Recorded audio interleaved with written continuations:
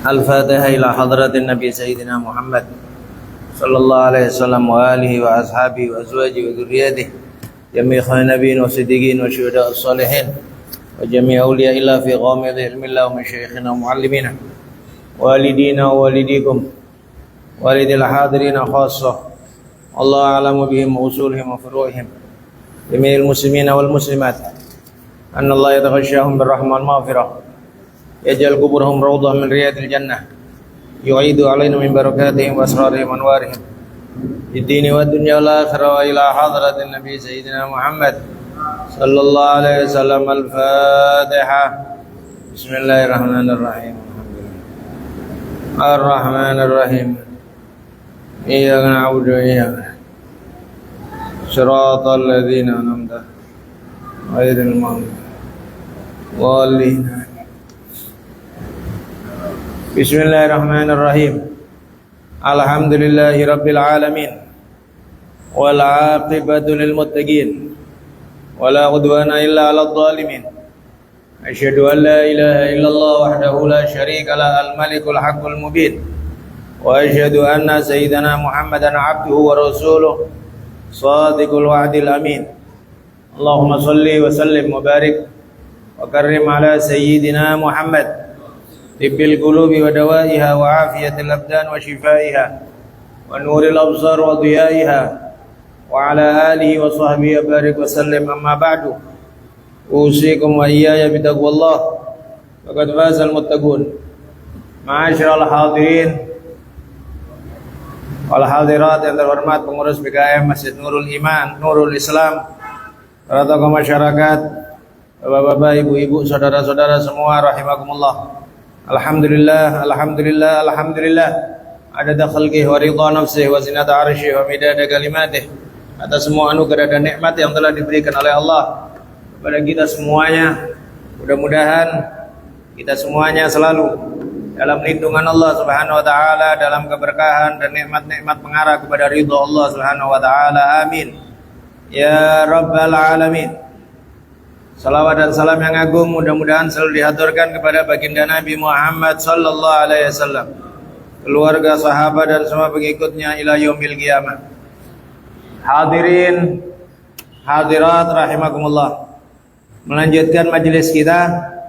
Yang pertama kita membaca tafsir, yang kedua kemudian insyaallah kita lanjutkan dengan kitab Sulamut Taufiq. Akhir dari pembahasan kita dari surat Dukhan. Firman Allah Subhanahu wa taala setelah membahas akan makanannya orang-orang yang pendosa. Innat syajarataz zakum ta'amul athim kal mughli yaghli fil butun ka ghairil hamim khudhuhu fa'tiluhu ila sawa'il jahim thumma subbu fawqa ra'sihi min adzabil hamim Dzuk innaka antal azizul karim. Inna hadza ma kuntum bihi tamtarun. Ini kita jelaskan juga, dzuk innaka antal azizul karim. Rasakan olehmu, sesungguhnya engkau adalah orang yang mulia, orang yang agung. Ini adalah istilahnya kalimat pujian tapi hinaan. Istilahnya mengingatkan sama orang-orang kafir, orang-orang yang di dunia yang merasa mulia, merasa hebat di dunia, kemudian merasa terbebas dari hukum, mau seenaknya sendiri. Ya, di firman, "Dzuk, rasakan ini api neraka. Sesungguhnya engkau adalah orang yang hebat, orang yang mulia. Inna hadza ma kuntum bihi tamtarun. Sesungguhnya ini adalah hal yang kalian ragukan." Sudah kita jelaskan di antara sifat orang kafir adalah ragu. Ragu. Sifatnya orang mukmin yakin. Maka dalam hadis asyrafu ma nazala minas sama' al-yakin.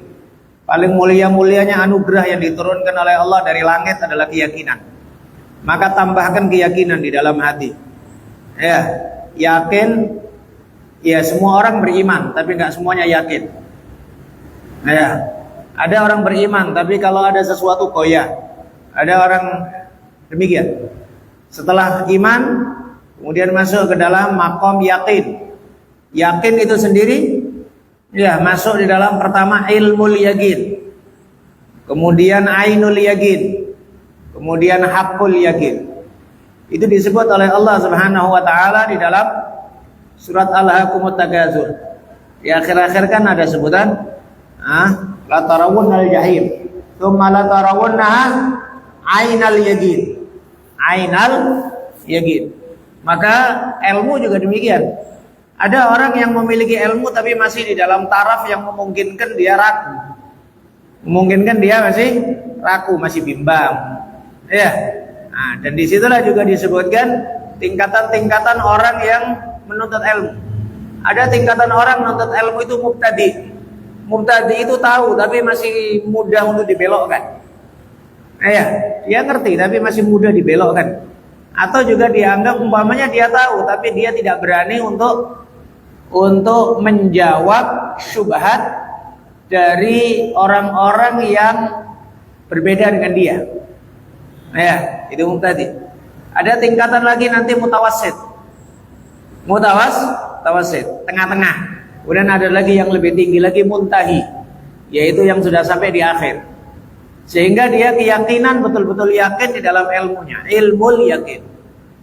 Nah, semisal ilmunya para ulama solihin, mereka yakin seyakin-yakinnya apa yang mereka ketahui, tidak ada keraguan. Kemudian sampailah kepada makom yang lebih tinggi lagi, namanya ainul yakin. Ainul yakin ini dia seakan-akan melihat, akan melihat. Kemudian yang lebih tinggi lagi makom para anbiya dan akabirus siddiqin, para nabi dan juga para siddiqin yang agung, yang mulia, makom yang sangat tinggi yang mendekati para anbiya. Mereka seakan-akan memang sudah mengetahui betul hakikat dari semua urusan. Ya. Yaitu haqqul yakin. Ya. Kemudian Allah berfirman, inilah tadi kita sampaikan pentingnya untuk seseorang itu lebih menguatkan imannya, menguatkan ilmunya, menguatkan pengetahuannya. Sehingga kalau dia tambah kuat ilmunya, pengetahuannya, maka amalnya dia juga demikian. Lebih mantap. Dan pastinya berbeda sih antara orang yang memiliki keraguan dengan orang yang dan sampai kepada batas. Pernah yang kita sampaikan ayat Allah Subhanahu wa taala, Nabi Ibrahim meminta untuk ditampakkan bagaimana Allah menghidupkan orang mati. Rabbi arini kaifa tuhyil mauta. Tunjukkan kepadaku gimana engkau menghidupkan orang mati. Allah bertanya, "Qala awalam tu'min?" Apakah kau enggak beriman wahai Ibrahim? Nabi Ibrahim berkata, "Qala bala, iman ya Allah. Walakin liyatma'inna qalbi, supaya hatiku tumakninah." Supaya hatiku tumakninah. Nah, tumakninah ini makom di atas yakin. Ketenangan hati. Sebagian para ulama juga memasukkan makom ridho, itu masuk ke dalam makom tumakninah. Ya ayyatuhan nafsul mutmainnah, irji'i ila rabbiki radiyatan mardiyah. Ayo. Nafsunya mutmainnah, udah tenang. Nah, ridho itu juga demikian. Ridho sendiri dalam definisinya adalah burudul qalbi, sejuknya hati. Artinya sejuk, nggak ada kekhawatiran, nggak ada keraguan, nggak ada syak, nggak ada takut. Itu sifatnya para aulia. Ala inna aulia Allah la khaufun alaihim walahum yahzanun. Sesungguhnya para wali Allah tidak ada rasa takut, nggak ada rasa sedih. Takut nggak ada, sedih nggak ada. Para ulama mengatakan bahasa takut itu adalah dari sesuatu yang akan datang. Sedih dari sesuatu yang telah lewat. Sedih dari sesuatu yang terlewatkan. Sedih dari sesuatu yang dia hilang sebelumnya. Sedih. Takut akan sesuatu yang akan terjadi. Para aulia istilahnya apa? Enggak mikir yang dulu sama yang akan datang. Nggak mikir. Dia udah diberi ketenangan oleh Allah Subhanahu wa Ta'ala. Nabi Ibrahim juga demikian. Minta ditunjukkan gimana menghidupkan orang mati. Allah bertanya, apakah engkau nggak beriman wahai Ibrahim? Qala bala walakin liyatma'inna qalbi, supaya hatiku tenang. Makom para anbiya, kalau iman ya pasti iman sih, nggak mungkin enggak. Yakin pasti yakin, tapi makom yang lebih tinggi. Makom yang lebih tinggi itu maknina. Bisa Anda bayangkan gimana ujian Nabi Ibrahim meninggalkan istri dan anak yang masih bayi di samping Ka'bah, nggak ada orang.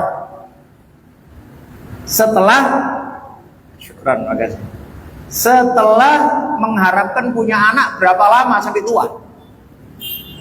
Udah gitu Nabi Ismail sudah ngeluarin Zam-Zam, anak lucu, anak berkah. Falamma balagha ma'ahu sa'ya, tatkala Nabi Ibrahim sudah bisa berlari, lucu-lucunya anak.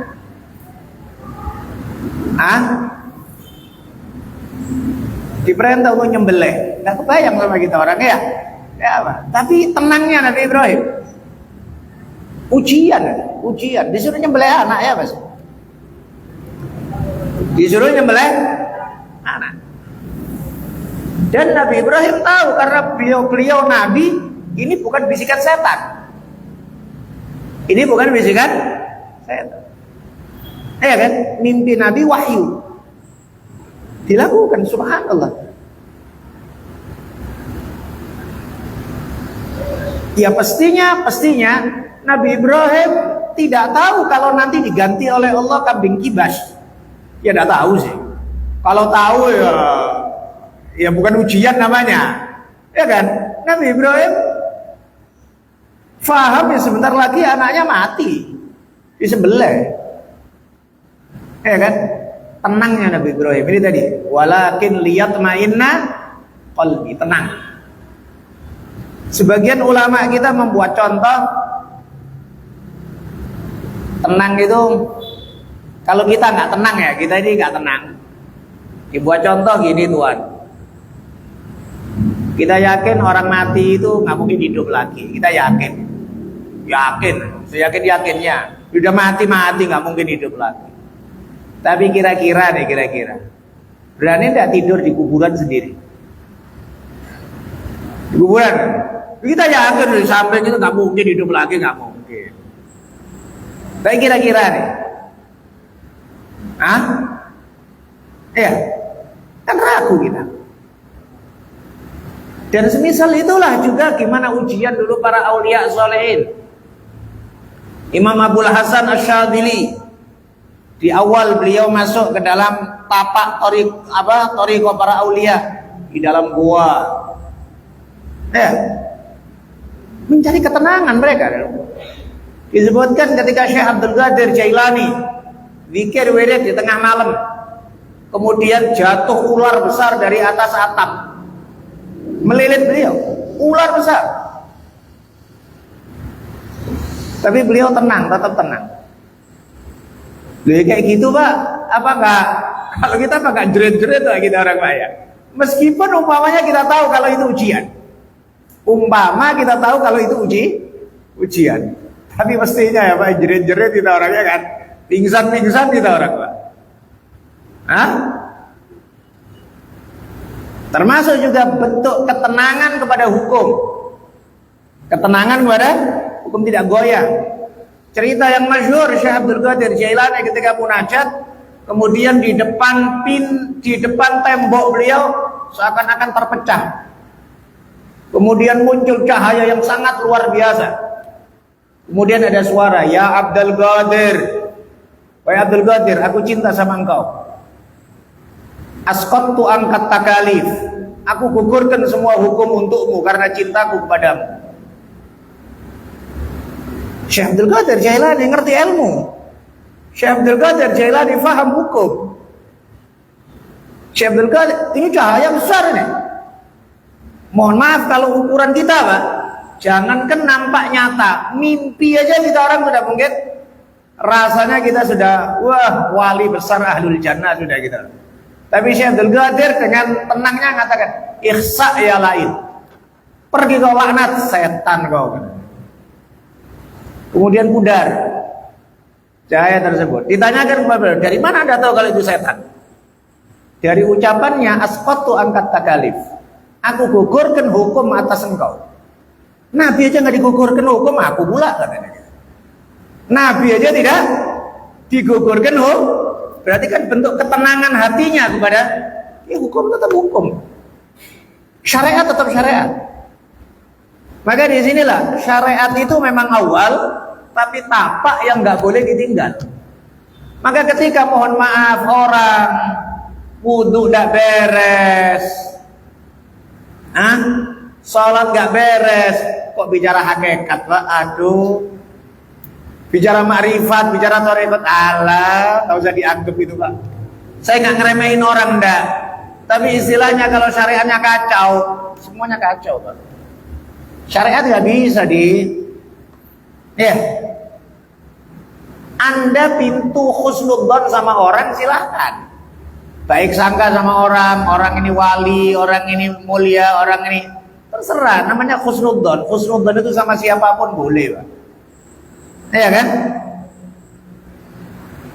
Tapi supaya Anda tahu, hukum syariat adalah prioritas utama. Prioritas utama. Sahabat juga demikian. Pemahaman kita aulia sholihin adalah ulama-ulama yang manfaat, ulama-ulama yang istiqomah. Itulah para aulia. Sehingga dikatakan, andaikan Imam Syafi'i bukan wali, falaisa lillahi fi wajhil ardi wali. Andaikan Imam Syafi'i bukan wali, maka di atas muka bumi nggak ada lagi wali. Maka jangan dianggap wali itu adalah yang aneh-aneh aja. Husnudzon boleh, baik sangka boleh, tapi harus tetap jadi prioritas adalah hukum syariat. Hukum syariat. Kemudian Allah Subhanahu wa taala berfirman, innal muttaqina fi maqamin amin fi jannati wa uyun. Sesungguhnya orang-orang yang bertakwa itu di makom yang aman. Orang-orang yang bertakwa adalah makom di atas iman.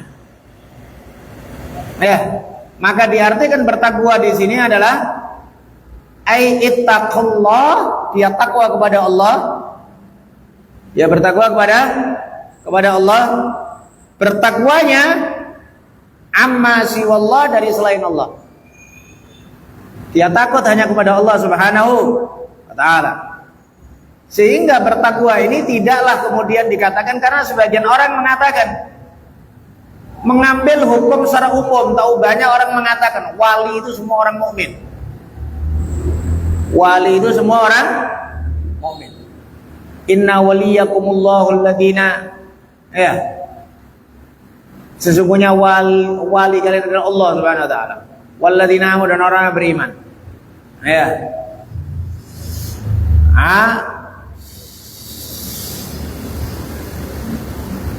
Semua orang beriman dianggap wali itu adalah hukum umum.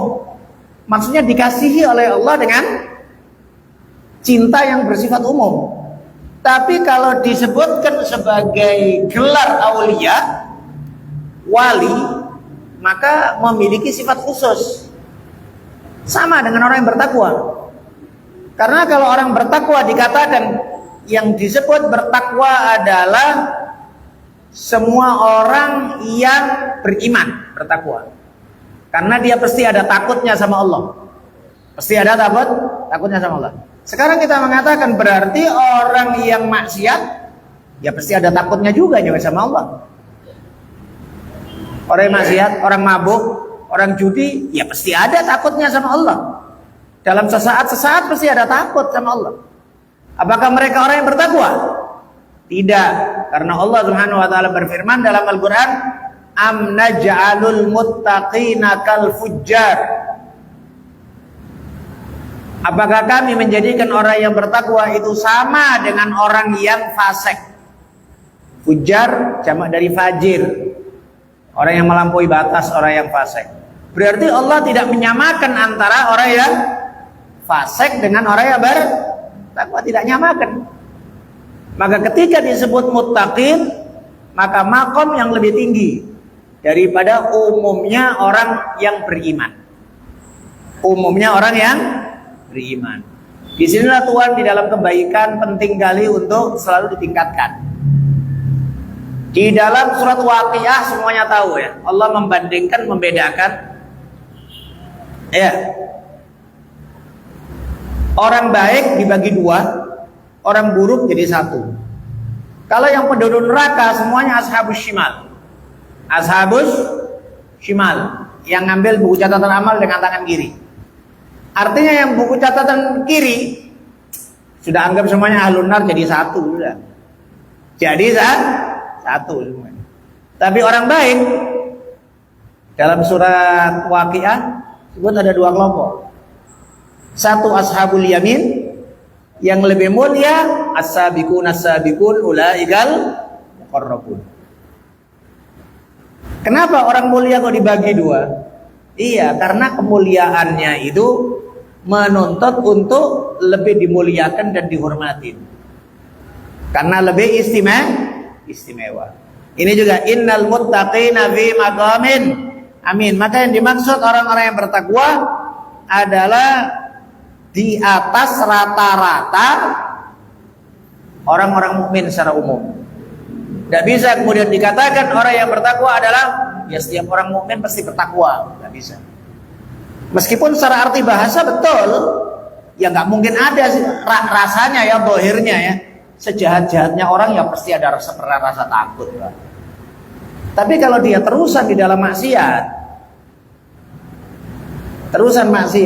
disebut fasik. Dan fasik di dalam mustalah hadis diistilahkan adalah manirtakaba kabirah au asarra ala saghirah. Orang yang melakukan dosa besar atau menetapi dosa kecil, itu fasik. Dosa kecil tapi terusan, itu fasik. Atau melakukan dosa besar meskipun sekali, itu sudah dianggap fasik secara hukum. Ini kita bicara hukum umum. Nah, namanya bicara hukum berarti, mohon maaf, orang yang tidak sholat, sengaja tidak sholat, berarti fasik. Karena dia dosa besar. Orang yang mabuk, fasik. Orang yang judi, fasik. Kapan lepas dari hukum kefasikan? Kapan lepas dari hukum kefasikan? Dalam pandangan Allah Subhanahu wa taala ketika dia memastikan dirinya taubatan nasuha. Tapi di mata hukum mahkamah syar'i, pengadilan agama, maka harus ada uji coba namanya istibro 1 tahun. Istibro itu apa? Istibro itu membersihkan diri. Artinya kalau umpamanya dia judi pada bulan Mei, maka dia tidak judi lagi sampai Mei tahun depan. Kalau memang betul dia nggak judi lagi sampai tahun depan, maka hukum fasik hilang dari dia. Tapi kalau masih balik lagi, berarti nama fasik masih tetap ada. Lah, kalau kita tengok hukum yang semisal ini, Pak, mohon maaf, orang yang sengaja nggak sholat, berarti berapa banyak yang fasik ini Pak di masyarakat kita? Sengaja nggak sholat subuh, atau mengeluarkan dari waktu dan tidak ada penyesalan.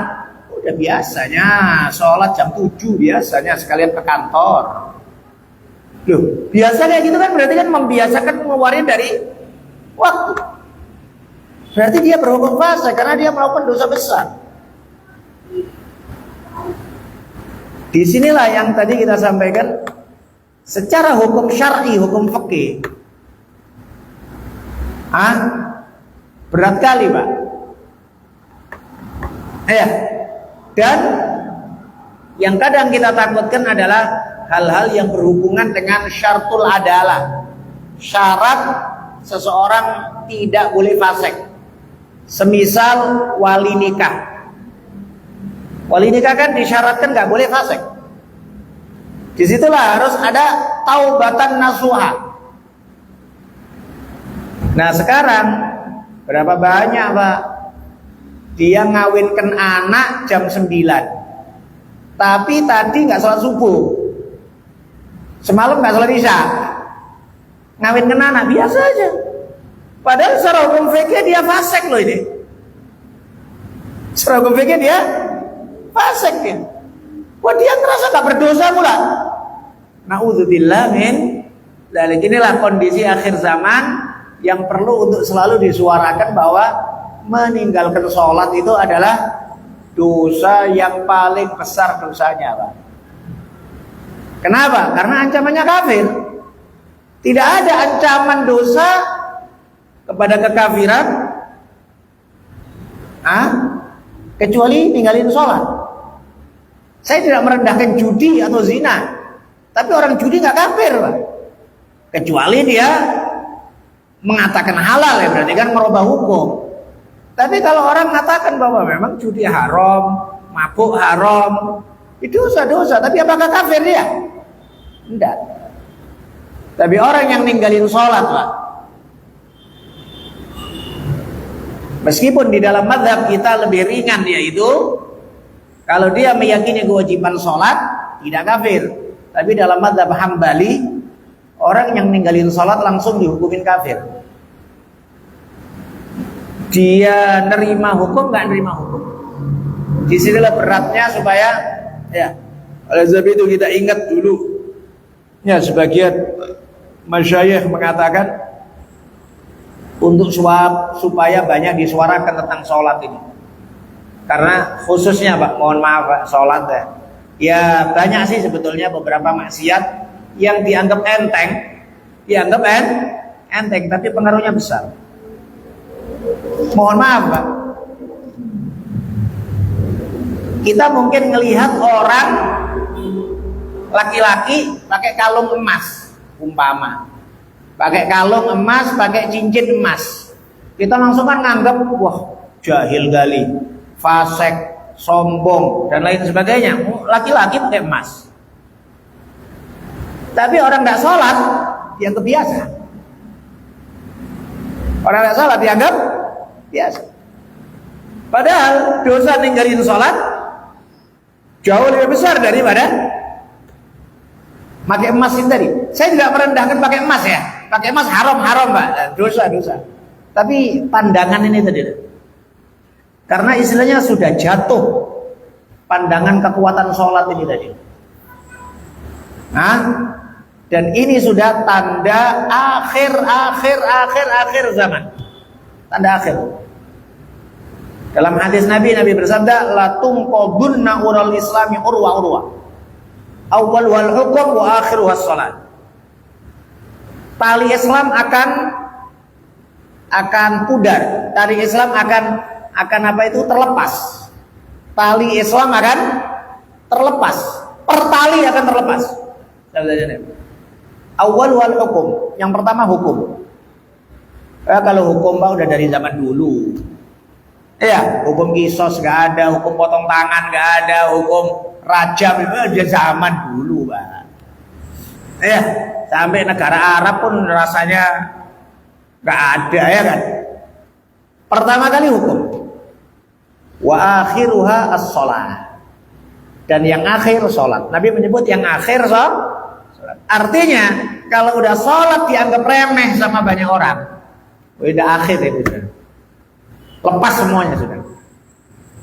Semua urusan Islam udah lepas. Tali Islam udah lepas satu persatu. Awal wal hukum. Pertama kali hukum.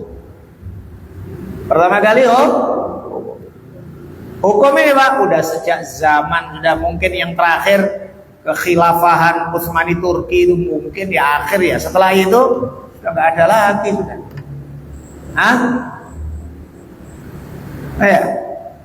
Hukum sudah lepas sudah. Kemudian yang terakhir sholat. Yang terakhir sholat. Maka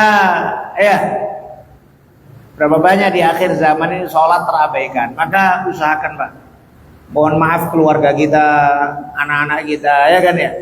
Pertama kali menjadi prioritas utama lah Pak, sholat Pak. Jangan main-main Pak dalam urusan sholat Pak. Jangan main-main. Jangan dibilang udah anakku udah ngerti kok, anakku udah. Akhirnya takutnya Pak lepas sholat dari anak kita Pak. Harus tetap diingatkan supaya anak tahu kalau orang tua perhatian besar sama sholat. Anak tahu kalau orang tua perhatian besar kepada sholat. Sering ditanyain, udah sholat nak? Ke masjid tadi, berjamaah. Selalu ditanyakan sholat. Udah biarin meskipun orang anak kemudian ngomong, emak ini nyocot aja begitu ya. Bapak ini nanya aja urusan sholat, urusan masing-masing. Jangan kalah Pak sama anak Pak. Urusan sholat ini ya selalu supaya anak tahu bahwa sholat ini adalah istilahnya sudah akhir Pak, sholat ini Pak. Permasalahan terakhir sudah. Kalau udah sholat lewat, udah yang lain udah gak ada nilai kehormatan lagi di masyarakat. Naudzubillah min dzalik. Wallahu a'lam. Kita baca Sulamut Taufik. Bismillahirrahmanirrahim. Terakhir dari pembahasan kita kemarin adalah apa kemarin? Hal-hal yang wajib dilakukan sebelum dibaginya harta waris. Ya, sudah kita jelaskan kemarin bahwa harta mayit secara urutannya sebelum dibagi harta waris harus dilakukan terlebih dahulu beberapa hal wajib. Satu, membayar haknya Allah. Membayar haknya Allah. Umpamanya almarhum nggak zakat, harus dikeluarin terlebih dahulu. Almarhum ada kewajiban kafarat. Almarhum umpamanya belum haji dan lain sebagainya, itu harus dikeluarkan. Kemudian yang kedua, hutang-hutang kepada manusia harus diselesaikan. Kemudian yang ketiga, biaya fardu kifayah. Kemudian keempat, wasiat ditunaikan. Baru yang kelima adalah warisan dibagi. Ya, bahkan pun kalau memang diharuskan untuk menjual barang tarikah, untuk barang tirkah atau tarikah itu adalah peninggalan mayit, warisan. Kalau memang harus dijual untuk melaksanakan 4 hal tadi sebelum pembagian waris. Illa ayyuba syai'un liqada hadhil asya. Kecuali kalau harus dijualnya beberapa hal ini untuk menunaikan yang disebut tadi. Fattarikatu kamarhunin bidzalik karokikin jana walau bi akhdhi danik la yasihu bai'u hatta yu'adda ma bi raqabatih aw ya'tanal gharim fi bai'i. Maka harta mayit itu semisal barang yang digadaikan karena hal tersebut, karena ada hutang, baik hutang kepada Allah atau hutang sama manusia atau wasiat-wasiat. Ya. Tidak tak ubahnya semisal budak jana yang dia berbuat jinayah. Budak yang berbuat jinayah maksudnya budak yang berbuat kejahatan. Gak boleh dijual sama tuannya sampai harus diselesaikan terlebih dahulu kejahatannya dia. Diselesaikan kejahatannya dia sama orang yang dizalimin. Selesai boleh dijual. Tapi nggak boleh kemudian ada urusan sama orang, supaya aku nggak cepat dijual. Ini zaman dulu ada budak-budak, nggak boleh. Ya. Wa yahrumu an yufattira raghbatal mushtari awil bai' ba'da istiqrari thaman liyabi' alaihi aw yashtariyahu minhu wa ba'dal adad fi muddatil khiyar asyad. Haram seseorang untuk membuat jatuhnya keinginan orang yang menjual atau orang yang membeli di dalam jual beli setelah istiqrari saman, setelah tetapnya harga. Maksudnya kayak gini loh Pak, mohon maaf ya, ambil contoh ringan aja kayak kadang sebagian, tapi setelah istiqrari saman ya, istiqrari saman ini setelah sudah cocok harga. Jadi satu orang mau beli di toko sarung umpamanya, sudah cocok harganya 60.000. Ya. Toko sebelah kemudian teriak-teriak 40. Apa itu namanya, Pak? 45. Untuk supaya gagal ini jual beli tadi. Tapi ini haramnya kalau sudah istiqroris zaman, sudah ditentukan harga. Berbeda kalau masih belum ditentukan harga, maka boleh. Semisal umpamanya orang lalu lalang gitu ya, masih belum terjadi kan jual beli. Satu toko bilang umpamanya atlas 60.000, atlas 60.000, satunya lagi di bawahnya atlas 50.000, atlas. Gak ada masalah, Pak, masing-masing kepingin untuk barangnya terjual, gak ada masalah. Tapi kalau sudah ada kepastian harga, udah tawar-menawar, udah mau dibayar, kemudian yang samping ngerusak harga kayak gitu, itu haram. Yang sampai ngerusak harga itu haram.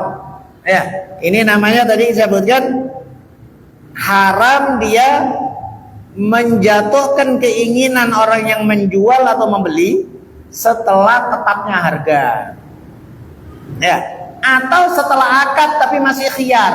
Kita masyhur bahwa dalam jual beli ada 3 macam khiyar. Khiyar majelis, khiyar syarat 3 hari, kemudian khiyar M. Ada 3 macam khiyar ya, itu pernah kita jelaskan di majelis yang sebelumnya. Jadi umpamanya sudah terjadi jual beli, tapi si pembeli ngomong kasih waktu 3 hari ya Pak ya, gitu ya, kayak gitu lah, itu khiyar syarat. Nah, semisal itu kemudian ada pula orang kemudian ngomong, ngapain kau beli di situ? Di toko aja harganya sekian. Itu nggak boleh. Itu dah. Kenapa? Karena sudah terjadi jual beli. Kemudian berikutnya wa ayyashtari at-ta'am waqtal ghala wal haja liyahbisahu wa yabi'ahu bi aghla. Haram juga dia membeli barang kemudian disimpan supaya untuk dijualnya dengan harga yang lebih mahal di masa nanti kalau sudah harga barang tidak ada. Apa namanya ini? Kalau dalam bahasa Arab ihtikar. Ihtikar itu nimbun. Jadi dia nimbun barang supaya barang nanti sedikit, cuman dia aja yang punya, kemudian harganya dimahalkan. Disebutkan di dalam hadis la yahtakir illa khati', tidak menimbun barang kecuali orang yang salah. Dan dalam hadis yang lain juga disebutkan Nabi mengancam orang yang menimbun barang. Orang yang menimbun barang itu kena judam. Judam itu penyakit kusta. Maka istilahnya di dalam jual beli, dalam barang itu keinginannya Nabi adalah supaya berjalan dengan normal. Berjalan dengan normal. Istrinya mengalir demikian aja udah. Hajatnya manusia ada, semuanya ada gitu. Nggak ada kemudian timbun-timbun, kemudian menjadi sebab terjadinya langkanya barang dan lain sebagainya. Bahkan kan di dalam hadis juga disebutkan Nabi melarang seseorang menghadang orang kampung sebelum sampai ke kota. Maksudnya apa? Orang kampung mau membawa zaman dulu Pak ya. Orang kampung mungkin istilahnya orang desa nggak ngerti harga. Terus kemudian dihadang sebelum masuk ke kota. Udah aku beli sekian langsung kasih duit. Nanti ini orang kemudian jual ke kota dengan harga yang seenaknya sendiri. Nah itu dilarang, itu haram. Karena orang mempermainkan harga. Istilahnya Nabi biar orang kampung pun tahu harga di pasar berapa, ya udah ini yang dia jual. Secara normal. Sampai Nabi pernah diminta untuk memastikan satu harga. Dalam sebuah hadis disebutkan ini, dalam riwayat Imam Abu Dawud, Nabi diminta sama sahabat untuk memastikan satu harga. Nabi nggak mau. Nabi bersabda, yang ngasih harga mahal atau murah Allah. Yang ngasih harga mahal atau murah, maksudnya apa? Ya orang biar tahu, yaudah ini ekonomi biar berjalan ya dengan kadarnya, dengan normalnya. Nggak bisa kemudian seseorang kemudian menguasai satu bahan, satu orang menguasai sehingga dia mempermainkan harga. Kemudian berikutnya wa ayyufarriqa bainal jariyati wa waladiha qabla tamyiz. Haram seseorang memisahkan antara budak dengan anaknya sebelum tamyiz. Ini zaman dulu ini ada budak, kemudian ada anaknya, kemudian dipisahkan, anaknya saja yang dijual, emaknya saja yang dijual. Ya termasuk sekarang hewan, Pak. Nggak boleh hewan dipisahkan dari induknya selama masih belum bisa hidup dengan sendiri. Nggak bisa hidup sendiri. Ya. Nah, yang diantara yang kadang sering terjadi di sebagian masyarakat kita, jual ayam warna-warni itu loh, Pak. Apa itu namanya ya? Masih kecil-kecil dijual itu apa ya? Sehari 2 hari mati nih ayam ini. Itu memisahkan antara hewan dengan induknya. Kalau mau jual sekalian sama induknya. Umpamanya jual kucing, ya, jual apa umpamanya ayam, ya sama induknya ada. Yang bayi sama induknya. Tapi kalau dipisah, nggak boleh, itu haram gitu. Qablat tamyiz, sebelum tamyiz, ya. Maka disebutkan juga sama juga antara semisal umpamanya kalau tadi bicara anak kecil sama juga dengan yang masih gila. Umpamanya ada budak punya anak gila, meskipun sudah besar, maka nggak boleh dipisahkan antara yang gila dengan emaknya sama induknya dan lain sebagainya. Kenapa? Karena ini adalah kewajiban orang tua untuk selalu mengasuhnya, untuk selalu mengasuhnya. Disebutkan di dalam hadis Nabi bersabda, "Man farraqa baina walidatin wa waladiha, farraqallahu bainahu wa baina ahibbati yaumil qiyamah." Barang siapa yang memisahkan antara emak dan anaknya, maka Allah akan memisahkan antara dia dengan orang-orang yang dicintainya nanti di hari kiamat. Di hari kiamat. Ya. Wallahu a'lam bishawab. Insyaallah kita lanjutkan pada majelis yang akan datang tentang hal-hal yang diharamkan dari jual beli, contoh-contoh yang sering terjadi di tengah masyarakat. Kita akhirin Al-Fatihah. Bismillahirrahmanirrahim. Ar-Rahmanir-Rahim.